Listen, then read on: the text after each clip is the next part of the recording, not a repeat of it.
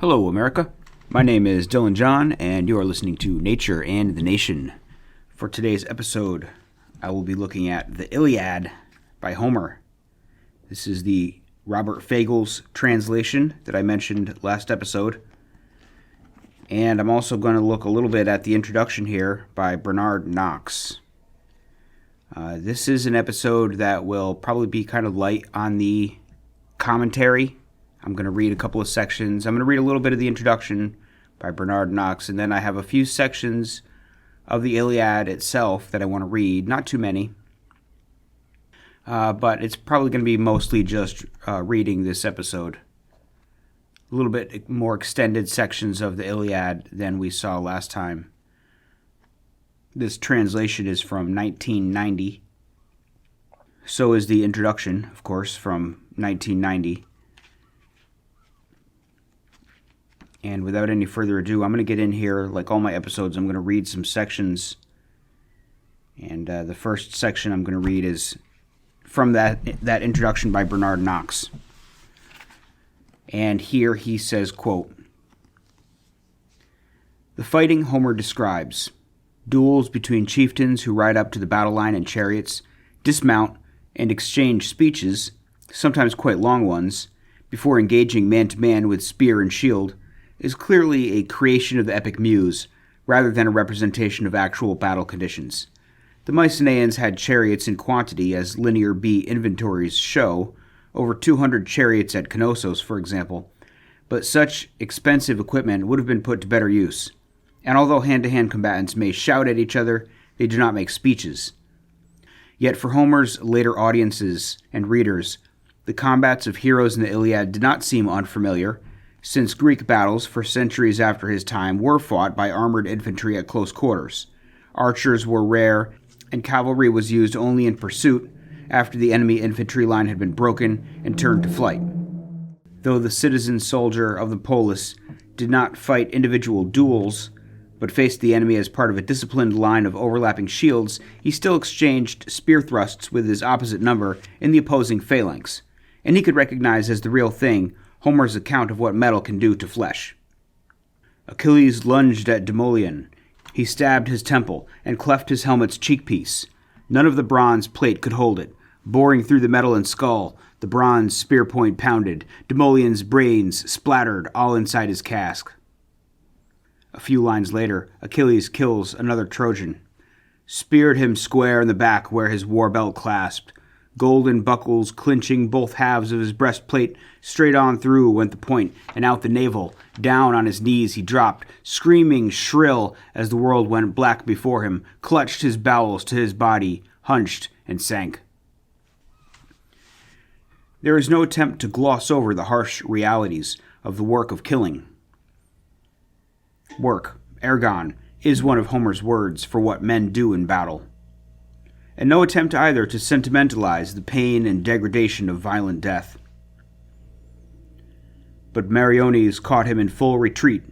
He let fly with a bronze-tipped arrow, hitting his right buttock up under the pelvic bone, so the lance pierced the bladder. He sank on the spot, hunched in his dear companion's arms, gasping out his life as he writhed along the ground like an earthworm, stretched out in death, blood pooling, soaking the earth dark red. Men die in the Iliad in agony. They drop, screaming to their knees, reaching out to beloved companions, gasping their life out, clawing the ground with their hands. They die roaring like Asius, raging like the great Sarpedon, bellowing like Hippodamus, moaning like Polydorus. And death is the end. Homer offers no comforting vision of life beyond the grave. In the Chanson de Roland, Archbishop Turpin promises the heroes of Charlemagne's army a place among the blessed, a promise fulfilled in the poem, for when Roland dies, an angel and two saints carry his soul to paradise. For Homer's heroes, no such rewarding prospect presents itself. For most of those whose life is violently suppressed in the poem, the formulas used concern themselves simply with the physical destruction of the body, followed by the extinction of life in it. And hateful darkness seized him. Darkness engulfed his eyes. Where, very rarely, a phrase suggests the departure of life for some other destination, it is not paradise, but the house of Hades, Lord of the dead. Only one soul in the poem comes back from that house. It is Patroclus, who haunts Achilles' dreams, calling for his burial, so that he can rest at last. Even in death's strong house, says Achilles, there is something left, a ghost, a phantom true, but no real breath of life. Patroclus is concerned for proper disposal of his body, and indeed it is for the body, not the soul, that the Homeric heroes feel concern.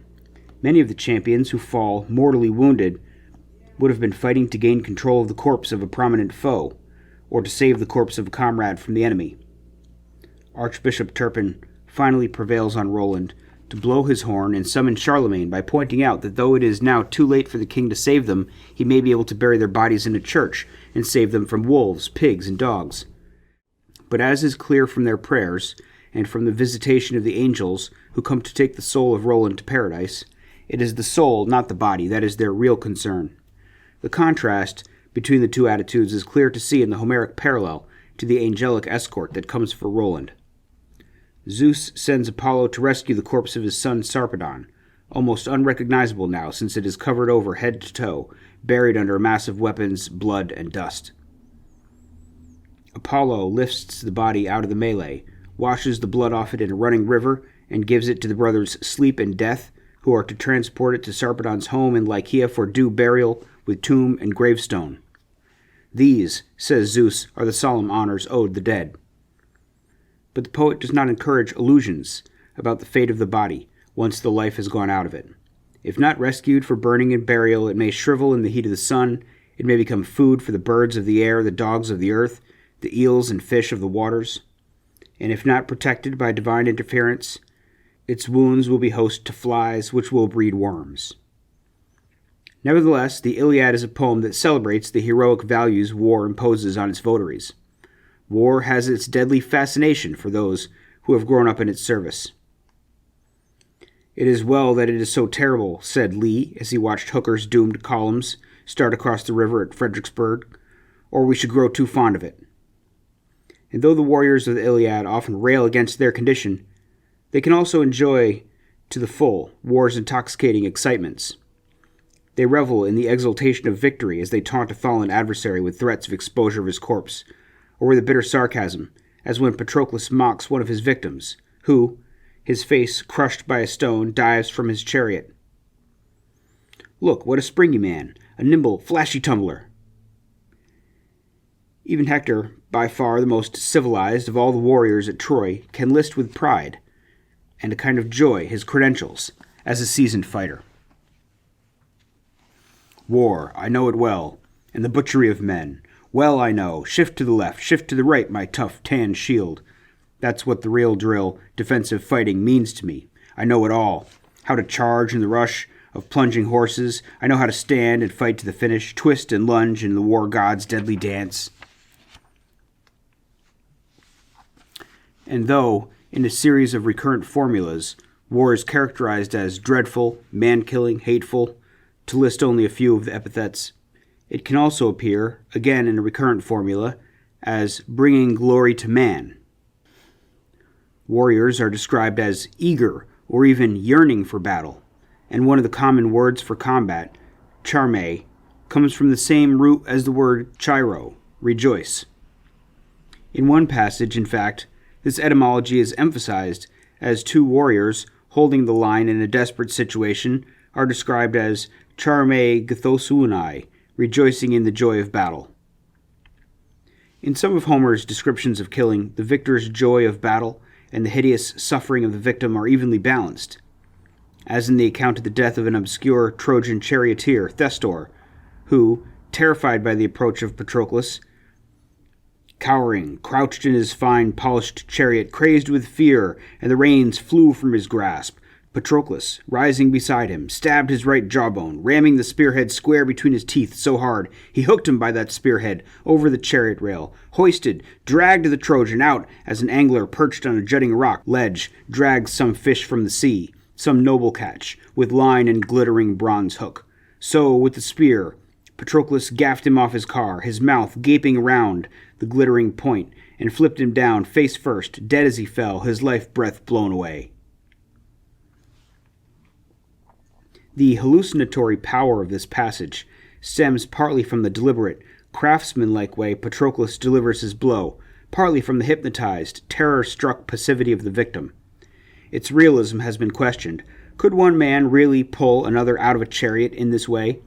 Perhaps he could, if the spearhead were triangular and the blunt rear angles of the blade became wedged in the flesh, and if, as seems likely, the wounded man would follow the motion of the spear in withdrawal rather than resisting it. But clearly Homer is walking the borderline of credibility here. He does it for a reason, that simile. It emphasizes the grotesque appearance of violent death by a comparison with a familiar fact of everyday life. Thestor is gaping like a fish on the hook. The spear thrust destroys his dignity as a human being even before it takes his life. But the simile does something more. It shows us the action from the point of view of the killer. The excitement of the hunter dispatching his prey, the joy of the fisherman hauling in his catch. The lines combine two contrary emotions, man's instinctive revulsion from bloodshed and his susceptibility to the excitements of violence. And they are typical of the poem as a whole. Everywhere in Homer's saga of the rage of Achilles, in the battles before Troy, we are made conscious at one and the same time of war's ugly brutality and what Yeats called its terrible beauty.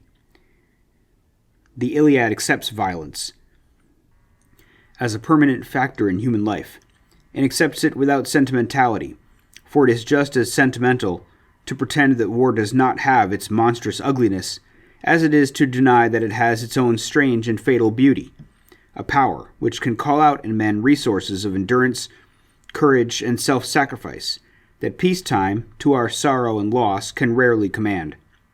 3,000 years have not changed the human condition in this respect. We are still lovers and victims of the will to violence, and so long as we are, Homer will be read as its truest interpreter. End quote. So yeah, that's a rather extended section there, talking about the violence of the Iliad with a few examples. And he talks about how it's not really exactly a depiction of realistic combat. It's kind of theatrical. You know, the fighters give speeches before they fight each other, and the chariots are not really used to good effect, and it's not quite so one-on-one as it's described. It's really people formed up, fighters formed up in formations, groups of fighters against other groups of fighters. But the point that he's making is that, first of all, that clear, kind of even grotesque depictions of the violence of war are all throughout the Iliad. It's not glossed over in any way. It's brought right front and center. And there's a juxtaposition of the violence and the grotesqueness and the unpleasantness of it with a sort of adventurous thrill of the violence. They're both sort of side by side. But the agony, the suffering of the death is not glossed over, and it's not presented as if they're going to go, to heaven or to paradise after the battle. They die brutally, painful, horrific deaths, and then that's the end. The only future that they might have is a sort of dark half existence in Hades, where they're really like mindless ghosts at that point. It seems in some way it seems like a warning against unbridled violence and all of the horrors that it can unleash. But it's also, I think, in ways a celebration of the warrior spirit. Anyway, that was some interesting commentary by Bernard Knox about the violence of the Iliad. And there are some of my favorite passages here that deal with violence. There's a few sections I want to read here from Book 14 and Book 15 and a little from Book 16 as well. Some sections where he talks about the battle between the Greeks and the Trojans around the ships of the Greeks. So the Greeks are generally called the Achaeans or the Aegeans, or the Danons. They're not really called the Greeks in this book, but that's what the Achaeans are. And they had sailed their ships to Troy, and their ships are all beached at some distance from the city. And much of the fighting that happens in these sections that I'm going to read is fighting that happens around the ships. The Trojans have kind of reclaimed, at some point here, they've reclaimed the upper hand and pushed the Achaeans back to the ships, and they begin attempting to light the ships on fire. And that's really the section that I'm most interested in. But to start it off is when the Achaeans get their battle on, and they're being urged on forward by Poseidon. And Poseidon, the god, is urging them to give all of their best fighters the best armor and the best weapons, and the lesser fighters can get the second-rate armors and weapons, which sucks to be them, but I guess they figure that's the best way to win, is to make sure the best men have the best gear, so they can survive the battle victorious. So that's where I'm going to pick up here, is where he says, quote, Diomedes, Odysseus, Atreus' son Agamemnon, ranged the ranks, made them exchange their armor. The best men donned the best, the worst. And soon as they had strapped the bronze around their bodies, out they moved, and the god of earthquakes led them on, grasping his terrible long sword in his massive hand, the grip of power, the blade like a lightning flash. There is no way in the world a man can meet its edge and still survive the slashing. Fear holds all men back. But over against them, glorious Hector ranged his Trojans. And now they stretched the line of battle strangling tight, the blue-haired god of the sea and Hector fired in arms, he driving the Trojans, the god driving the Argives. And a wild surf pounded the ships and shelters. Squadrons clashed with shattering war cries rising. Not so loud the breakers bellowing out against the shore, driven in from the open sea by the north wind's brutal blast. Not so loud the roar of fire whipped to a crackling blaze, rampaging into a mountain gorge, raging up through timber. Not so loud the gale that howls in the leafy crowns of oaks, when it hits its pitch of fury tearing branches down. Nothing so loud as cries of Trojans, cries of Achaeans, terrible war cries, armies storming against each other. And the shining Hector was first to hurl his spear at the giant Ajax, veering into him full face, a direct hit where two straps crossed his chest, one for the shield, one for the silver-studded sword, but both flecks taut to guard his glistening skin. Hector seethed in anger, his hurtling spear at his whole arm's power, poured in a wasted shot, and back in his massing ranks he shrank, dodging death. But as Hector backed away, great Ajax seized a rock. Countless holding stones for the fast-trimmed ships were rolling around among the fighters' feet. He hoisted one and heaved it at Hector's chest, and struck him over the shield rim, close to his throat, and the blow sent Hector whirling off like a whipping top, reeling round and round. As a huge oak goes down at a stroke from Father Zeus, ripped up by the roots, and a grim reek of sulphur bursts forth from the trunk, and a passerby too close, looking on, loses courage. The bolt of mighty Zeus is hell on earth. So, in a flash, for all his fighting power, Hector plunged in the dust. His spear dropped from his fist, shield and helmet crushing in on him, bronze gear clashing round him. And shouting squads of Achaeans raced in for the kill, hoping to drag him off and hurling showers of spears. But none could stab or strike the Lord of Armies now. Too fast for them, here was a ring of Trojan chiefs, Aeneas, Polydamas, and the royal prince Agenor, Sarpedon the Lycians' captain, valiant Glaucus, and all their troops sparing nothing, pitching in, bracing their thick bulging shields to cover Hector. Comrades heaved him up and swept him clear of the fighting, far downfield till they gained his team of racers, standing behind the rear lines in rush of battle, their driver and blazoned chariot held in tow. Then back to Troy they bore him, groaning hard. But once they reached the ford where the river runs clear, the strong whirling Xanthus, sprung of immortal Zeus, they lifted him off his car and laid him down on the level bank, splashing water over him. Hector caught his breath, and his eyes cleared. He crouched down on his knees to vomit dark clots, then slumped back down, stretched on the ground again, and the world went black as night across his eyes. The force of the blow still overwhelmed his senses. But Argive units, spotting Hector in full retreat, charged the Trojans harder, their lust for battle rising. And first by far was Oileus' son, quick little Ajax. He lunged out, and his spearhead skewered Satnius, Enops' son, the lithe nymph of the ford, once bore to Enops, tending his flocks by Satnios' banks. Now the renowned spearman Ajax rushed against him, slashing him down the flank, knocking him backward. Trojans and Argives swarming over him, out for blood. Shaking a spear, Polydamas moved in fast to the rescue, Pantheus' son lancing the right shoulder of Prothoenor, Areolycus' son, and the heavy shaft impaled his upper arm. He pitched in the dust, clawing the earth with both hands, and Polydamas shouted over him, wild with glory now, "Here is another spear that leaps from my strong arm, from Pantheus' brave son, and hits its mark by God. It's found its home in an Argive's waiting flesh, a crutch in his grip, I'd say, as he trudges down now to the house of death."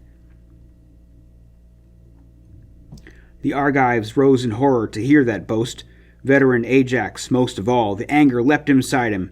Prothoenor had dropped at the feet of Telamon's son. Ajax suddenly spun a glistening spear at Polydamas, fast, but the Trojan dodged black fate himself with a quick spring to the side. But Antenor's son, Archilochus, caught the shaft, for the gods had doomed that fighting man to death. Ajax struck him right where the head and neck bone joined, the last link in the spine. He cut both tendons through, so the mouth and brow and nostrils hit the ground before the shins and knees as the man dropped dead. And now it was Ajax's turn to shout at brave Polydamas. "Think it over, Polydamas.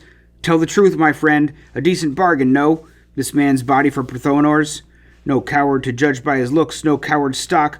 No doubt some brother of stallion-breaking Antenor, that or his own son, the blood likeness is striking."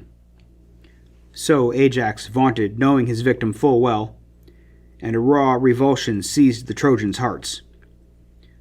Straddling his brother, Acamas thrust and speared Boeotian Promachus, trying to drag the corpse by the feet, and Acamas loosed his cry of exultation.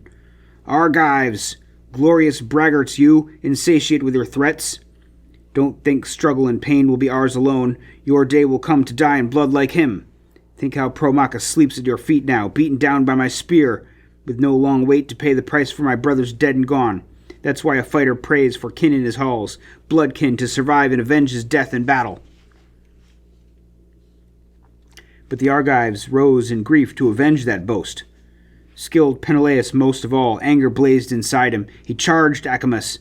Acamas could not stand the attack. He ran, and Peneleus stabbed at Ilioneus instead, a son of the herdsman Phorbas, rich in flocks, Hermes' favorite Trojan. Hermes gave him wealth, but Ilioneus' mother gave him just one son. The one Peneleus lanced beneath the brows, down to the eye's roots, and scooped an eyeball out. The spear cut clean through the socket, out behind the nape, and backward down he sat, both hands stretched wide, as Peneleus, quickly drawing his whetted sword, hacked him square in the neck, and lopped his head, and down on the ground it tumbled, helmet and all. But the big spear's point still stuck in the eye socket. Hoisting the head high like a poppy head on the shaft, he flourished it in the eyes of all the Trojans now, yelling out his boast. "Go tell them from me, you Trojans! Tell the loving father and mother of lofty Ilioneus to start the dirges in the halls. The wife of Promachus, Algenor's son, will never thrill to her dear husband, hiding home from the wars that day the sons of Achaea sail from Troy." And the knees of every Trojan shook with fear, every veteran frantic, glancing left and right, how to escape his sudden plunging death. Sing to me now, you muses, who hold the halls of Olympus. Who was the first Achaean to drag off bloody spoils, as the famous god of earthquakes turned the tide? Telamonian, Ajax, first. Ajax brought down Hirtius, Gertius' son, a lord of the iron-hearted Mysians. Next Antilochus slaughtered Phalces, Murmurus. Meriones killed off Mores, killed Hippodion. Teucer cut down Periphetes and Prothune. Menelaus took the hardened captain Hyperenor, gouged his flank, and the bronze ripped him open, spurting his entrails out, and his life, gushing forth, through the raw, yearning wound went pulsing fast, and the dark came swirling across his eyes. But Oileus' son, quick Ajax, killed the most, No one alive could run men down in flight like him, once Zeus whipped enemy ranks in blinding panic rout. End quote. So there's a section from chapter 14, book 14, I should say. Hera outflanks Zeus. They're going back and forth. One kills one from one team, the other kills one from the other side, and they boast about it. And in the end, he's got a Trojan head on the end of his spear. He raises it up, and that really puts the fear of death in the Trojans. And it seems as though in this moment, the Achaeans gain the upper hand, being driven forward by Poseidon. But there's a lot of bodies falling, a lot of people dying. In the next book, book 15, Homer says, quote, "Squads forming round great Ajax, King Idomeneus, Teucer, Meriones, and Meges, a match for Ares, closed tight for the onset, calling all their best to brace and face Prince Hector and Hector's Trojans. Behind them, rank and file withdrew to Achaea's ships. But packed in a mass, the Trojans came on pounding, Hector leading the way with long, leaping strides, and heading the van in person came the god Apollo, shoulders wrapped in cloud, gripping the storm shield, the tempest terror, dazzling, tassels flaring along its front. The bronze-smith god of fire gave it to Zeus to bear and strike fear in men, and Apollo gripped it now, locked in his two fists as he led the Trojans on. But packed in a mass, the Argives stood their ground, deafening cries of battle breaking from both sides, as whipping arrows leapt away from bowstrings. Showers of spears raining from daring, hardy arms went deep into soldiers' bodies, quick to fight, but showers of others cut short, halfway before they could graze glistening skin, stuck in the ground, still lusting to sink in flesh. Long as Apollo held the storm shield firm in his grasp, the weapons hurtled side to side and men kept falling. But once he looked the fast Achaean drivers square in the eyes, shook the shield, and loosed an enormous battle cry himself, Apollo stunned the high courage in all their chests. They lost their grip, forgot their fighting fury. Routed like herds of cattle, or big flocks of sheep when two wild beasts stampede them away in terror. Suddenly pouncing down in their midst, pitch darkness, the shepherd off and gone. So the defenseless Argives panicked, routed. Apollo hurled fear in their hearts, and handed Hector and all his Trojans instant glory. There man killed man in the mad scatter of battle. Hector finished Stichius, finished Archelaus off, the one a chief of Boeotians armed in bronze, the other brave Menelaus' trusty comrade. Aeneas slaughtered Medon and Iasus outright, Medon the bastard son of royal King Olaus, little Ajax's brother, but Medon lived in Phylace, banished from native land. He'd killed a kinsman dear to Olaus's wife, his stepmother Areopas. But Iasus became a captain of Athens' troops. Sphelus's son he was called, and Bucalus' grandson. Polydamas killed Megistius.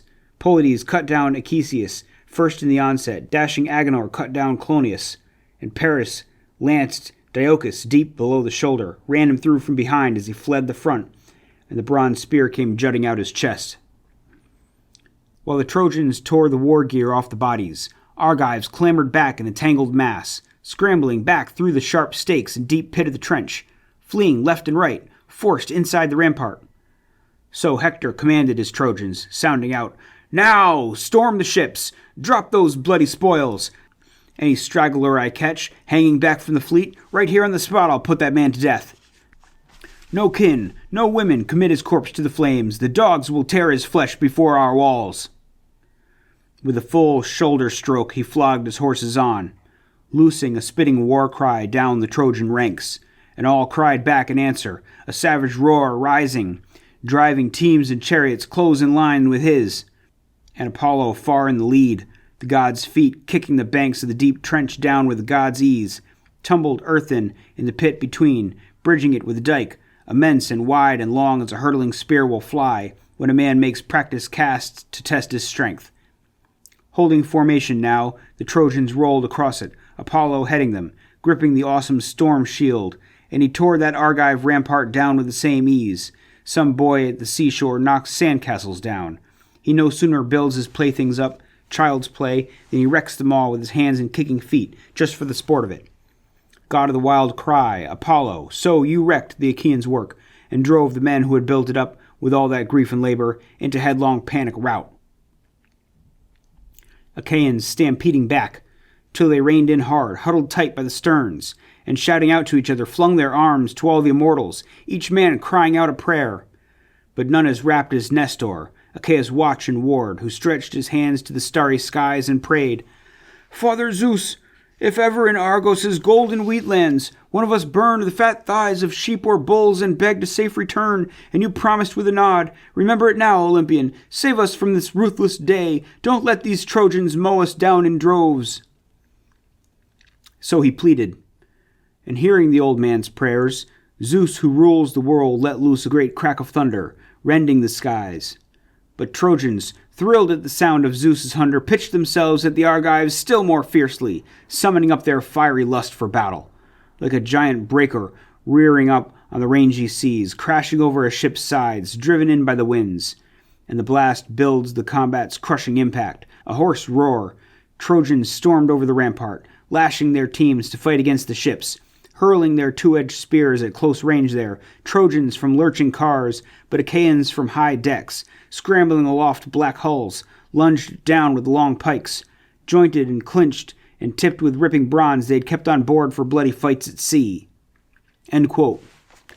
Okay, so now you have the Trojans regaining the upper hand, and this time the Trojans are being led by Apollo, who carries Zeus's shield with him. And when Apollo takes the vanguard of the Trojans, then the Trojans begin to win. So in some way, this is just a battle between the gods. Poseidon urging on the Argives and Apollo urging on the Trojans. And now the Argives are retreating to their ships, the same ships that they came to Troy on. They're now in retreat, backing up, climbing up the ships and stabbing out with long pikes they brought with them for battles at sea. They're now on top of the ships using those pikes to try to fight back the Trojans who have them basically in a retreat. So now at this point, I'll jump forward a little bit to where Teucer, the archer, one of the few archers from the Achaean side, is going to take a shot with his arrow to try to... He's taken a couple people, but he wants to take out Hector. And so Homer says, quote, Quick with his next shaft, the archer aimed at Hector's brazen crest, and would have stopped his assault on Argive ships, hit him squarely, and torn his life out just as his courage peaked. But he could not dodge the lightning mind of Zeus, standing guard over Hector. Zeus tore the glory right from Teucer's grasp. He snapped the twisted cord on his handsome bow, just as the archer drew it taut against his man, and the weighted bronze shaft skittered off to the side. The bow dropped from his hand, and Teucer shuddered, calling out to his brother, "Oh, what luck! Look! Some power cuts us out of the fighting, foils our plans! He's knocked the bow from my grip, snapped the string, the fresh gut I tied to the weapon just at dawn, to launch the shower of arrows I'd let fly." "Too bad, my friend," said Ajax. "Leave them there. That bow and spill of arrows down in the ground. A god with a grudge against us wrecks them all. Take up a long spear, shield on your shoulder. Go for the Trojans. Urge your troops to battle. Maybe they've whipped us here, but not without a fight will they take our benched ships. Call up the joy of war." At that, his brother dropped his bow in a shelter, slung a shield on his shoulder, 4 plies thick. Over his powerful head he set a well-forged helmet, the horsehair crest atop it, tossing, bristling terror. And taking a rugged spear shaft tipped with whetted bronze, the archer went on the run to stand by Ajax's side. But Hector, seeing Teucer's arrows in disarray, let fly a resounding shout to all his units. "Trojans! Lycians! Dardan fighters hand to hand! Fight like men, my friends! Call up your battle fury! Make for the hollow ships! I see with my own eyes how Zeus has blocked their finest archers' arrows. Easy to see what help Zeus lends to mortals. Either to those he gives surpassing glory, or those he saps and wastes, refuses to defend, just as he wastes the Argives' power, but backs us now. So fight by the ships, all together. And that comrade who meets his death and destiny, speared or stabbed, let him die. He dies fighting for fatherland. No dishonor there. He'll leave behind his wife and sons unscathed, his house and estate unharmed, once those Argives sail for home, the fatherland they love. That was his cry, as Hector put fresh fighting spirit in each man. But Ajax fired the troops on his side, too. Shame, you Argives! All or nothing now! Die, or live and drive defeat from the ships. You want this flashing Hector to take the fleet, then each man walk the waves to regain his native land? Can't you hear him calling his armies on full force? This Hector, wild to gut our hulls with fire? He's not inviting them to a dance, believe me. He commands them into battle. No better tactics now than to fight them hand to hand with all our fury. Quick, better to live or die, once for all, than die by inches. Crushed, slowly crushed to death, helpless against the hulls and the bloody press, by far inferior men. And that was Ajax's cry, as the giant put fresh fighting spirit in each man. But Hector cut down Schedius now, Perimedes' son, a Phocian chieftain. And Ajax killed Laodamas, captain of infantry, Antenor's splendid son. And Polydamas killed Cylian Otus outright, Meges' friend, one of the proud Epeans' leaders. Meges saw him dropped. He lunged at Polydamas, fast, but he ducked and veered away, and Meges missed him. Apollo was not about to let him fall at the front, not Panthus' son. But Meges did hit Croesmus, stabbed him square in the chest with a thrusting lance, and down he crashed, with Meges tearing the armor off his back, as the Trojan Dolops lunged at him. A crack spearman, Laomedon's grandson, Lampus' big and brawny son, the strongest he sired, the best trained for assault. Dolops quickly went for Meges at close range. He speared his bulging shield, but the solid breastplate warded off the blow, with both plates fitted tightly to bind his body. The gear his father brought from Ephyra once. The Celius banks, where his host, the Lord Euphetes, gave him that sturdy bronze to wear in battle, to beat off the bloody attacks of desperate men, and now it saved his son's young flesh from death. So Meges chopped at the crown of Dolops' bronze helmet, split its spiny ridge with a sharp cleaving spear, and sheared away its bristling horsehair crest.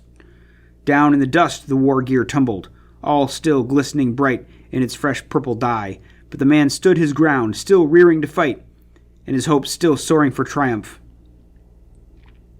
But now Menelaus, Atrides out for blood, moved in to fight for Meges, spear poised in his grip, in from the blind side and struck from behind the Trojan's shoulder, so hard the spear came jutting out through his chest in all its fury, and Dolops reeled and sank, face down on the ground.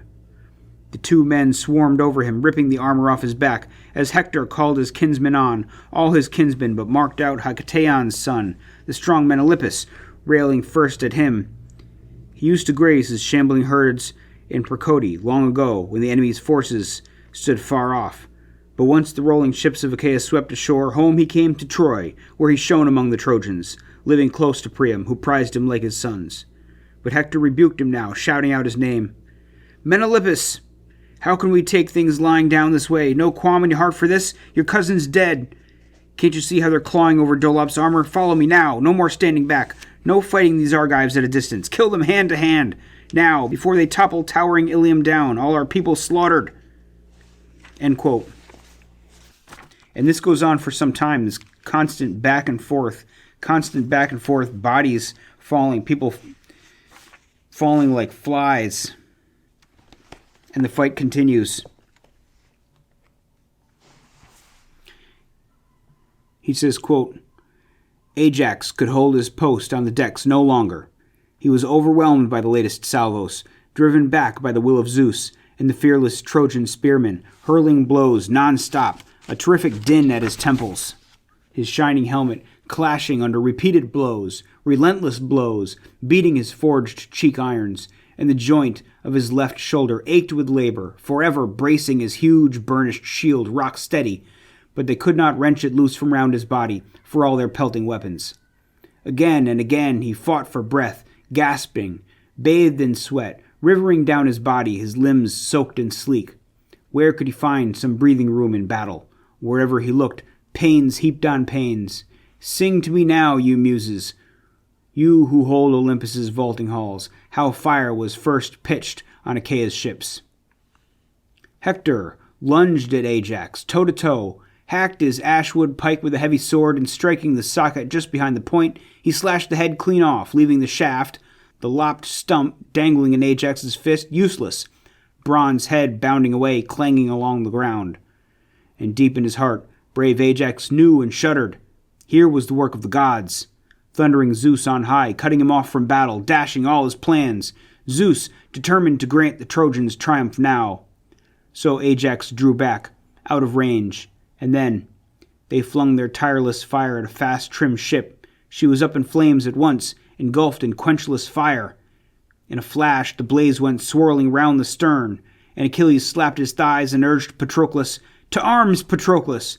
Prince and master horseman, I can see the blaze go roaring up the ships. They must not destroy them. No escape route then. Quick, strap on my gear. I'll rouse the troops." End quote.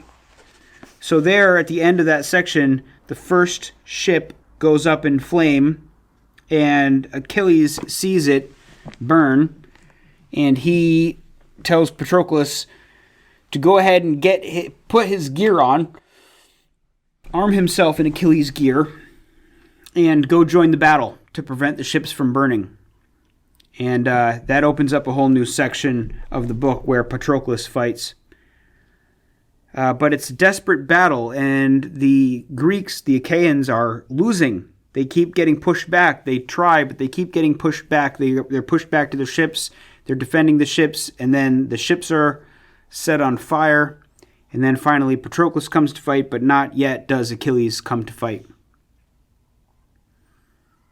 And I really didn't want to say an awful lot about that. It's hard to keep track of. There are so many different characters. Sometimes they're just named that one time when they die, and it'll tell a little bit about their family history. It's interesting. Homer just kind of, when someone dies, he just says a quick little biography. Here's who this person is. Here's where he came from. And here's who his parents are, and here's all of the tragedy of his death, the things he'll no longer do.